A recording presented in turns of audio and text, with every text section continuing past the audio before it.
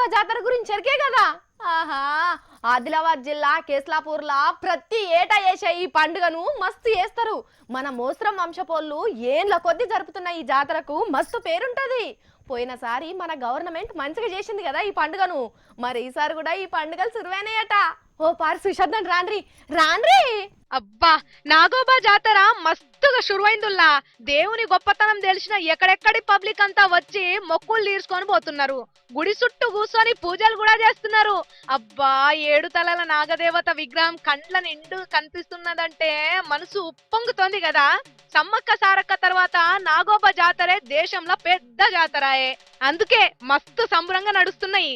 సన్నాయిలు ఊదుకుంటా డోళ్లు కొట్టుకుంటా గోదావరి నీళ్లను కలశంలో తీసుకొచ్చి దేవునికి అభిషేకం చేసిండ్రు. బయటి రాష్ట్రాల పబ్లిక్ కూడా బానే వచ్చిండ్రు.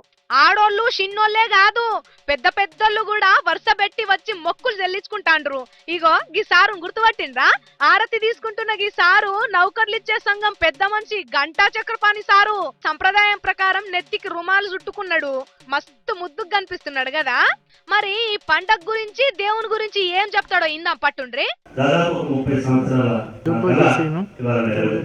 నేను స్టూడెంట్ గా ఉన్నప్పటి కాలం నుంచి కూడా నాకు ఈ ప్రాంతంలో ఇంద్రవేలన్న కుమరం భీమన్న నాగోబా దేవుడు అన్న నాకు చాలా నమ్మకం. నిజానికి నేను పెద్దగా దేవుడిని నమ్మను, కానీ నాగోబా అంటే నాకు ఎంతో ఇది మా ప్రాంతానికి సంబంధించిన ఒక రక్షకుడిగా నేను భావిస్తూ ఉంటాను. ఇన్న రానులా దేవుణ్ణి నమ్మకపోయినా నాగోబా అనంగానే మట్టి బతుకుల రక్షకుడిగా భావిస్తాడట సారు. అందుకే నౌకర్ల కోసం పెట్టే పరీక్షల్లో కూడా నాగోబా చరిత్ర, ఆదివాసీల కోసం కొట్లాడినోళ్ల గురించి ప్రశ్నలు పెట్టిస్తాడట సారు.